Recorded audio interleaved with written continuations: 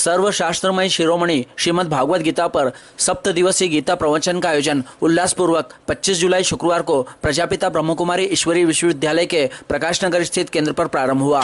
दोपहर में कलश यात्रा के माध्यम से भाई बहनों ने शहर में संदेश देकर सभी को गीता प्रवचन सुनने के लिए आह्वान किया। शुक्रवार प्रथम दिवस को मुख्य अतिथि के रूप में गुलजारी लाल त्रिवेदी, सुशील ओझा, चंदन सिंह व्यास, लाइन NK मिश्रा उपस्थित हुए। अतिथियों एवं मुख्य प्रवचनकार का स्वागत ब्रह्मकुमारी पूनम दीदी, ब्रह्मकुमारी रूबी दीदी ने तिलक लगाकर उत्तरीय उड़ाकर किया। महाआरती के पश्चात राजगढ़ से पधारी ब्रह्मकुमारी सुरेखा दीदी ने गीता के महत्व को बताया। रोचक प्रसंगों के माध्यम से जीवन में खुशियां कैसे लाए यह समझाया। ब्रह्मकुमारी सुरेखा दीदी ने कहा कि वर्तमान समय गीता की उपयोगिता व महाभारत के पात्रों का परिचय देते हुए कहा कि ईश्वरीय ज्ञान के अलावा पवित्र करने वाला और कोई उपाय संसार में विद्यमान नहीं है। गीता एकमात्र ऐसा शास्त्र है जिसमें भगवान के वचन है। गीता ही सर्वशास्त्र में शिरोमणि है, क्योंकि गीता एक ग्रंथ मात्र नहीं, लेकिन यह स्वयं भगवान के द्वारा दुविधा में फंसे हुए मनुष्य को दिया गया श्रेष्ठ गाइडेंस है।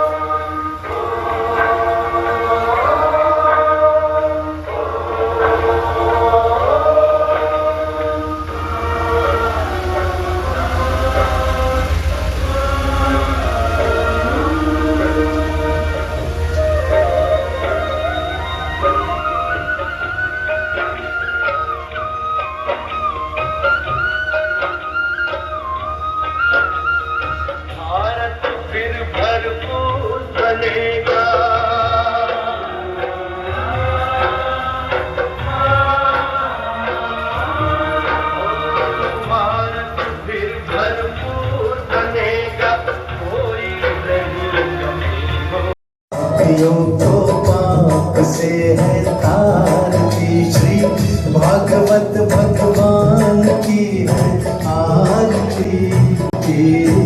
पापियों को पाप से है तारती।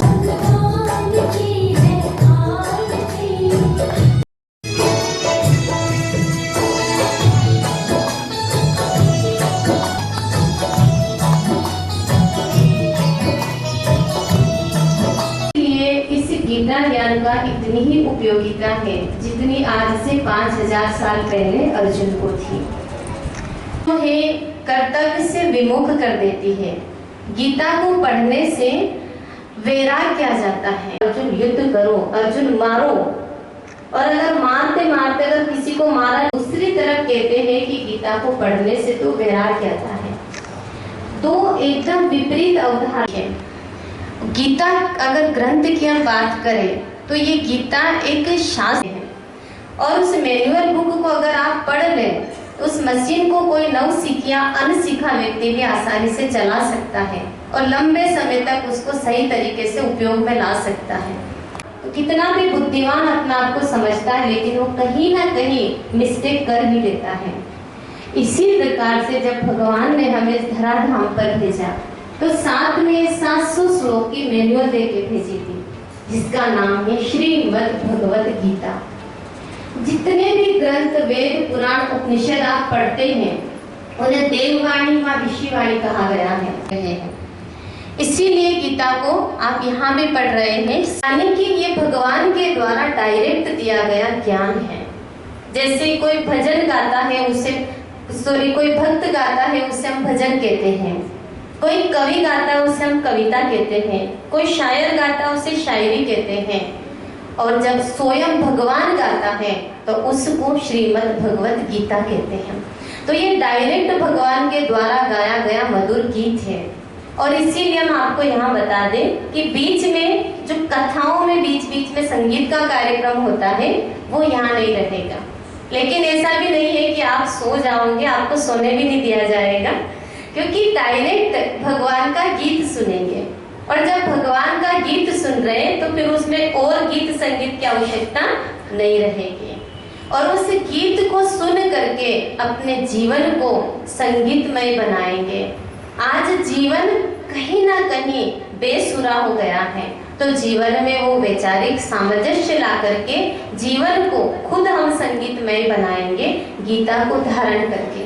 गीता को सुनेंगे मात्र नहीं है, और गीता को धारण करने के लिए सर्वप्रथम आप सबको पता होगा कि जो 7 दिन की भागवत कथा है, 7 दिन की भागवत कथा सबसे पहले किसने सुनी होगी? शास्त्रों में भी पढ़ाते हैं, भागवताचार्य भी बताते हैं कि सर्वप्रथम 7 दिन की भागवत कथा किसने सुनी थी और किसने सुनाई थी? पता है? राजा परीक्षित ने सुनी थी और सुखदेव जी ने सुनाई थी। और क्यों सुनी थी राजा परीक्षित जी ने?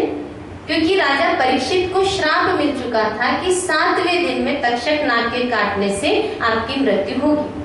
और जैसे राजा को पता चला कि 7वें दिन के बाद इस संसार से जाना है, रातों रात सुखदेव जी के पास जाते हैं, और सुखदेव जी से जाकर के ये विनय उन्होंने नहीं किया कि कोई ताबीज दे दो, कोई भभूत दे दो, कोई मंत्र दे दो कि नाग मेरे नजदीक ना आए, लेकिन प्रार्थना करी कि हे मुनिवर, मुझे ऐसी समझ दे, ऐसा ज्ञान दे जिससे मेरा मोह पूरी तरह से नष्ट हो जाए, जिससे मैं जाते समय इन तमाम सांसारिक बंधनों से मुक्त होकर के, जाने और अनजाने में जो मैंने पाप कर्म किया है, उन पाप कर्मों के दंड से, बोझ से मैं मुक्त होकर के यही लोक और परलोक को सुखेला कर सकूं। गया था राजा परीक्षित जी को कि 7 दिन ही मेरे पास है। अगर गौर से हम अपने जीवन को देखें, अपने आप से पूछे, हम सबके पास में कितने दिन हैं?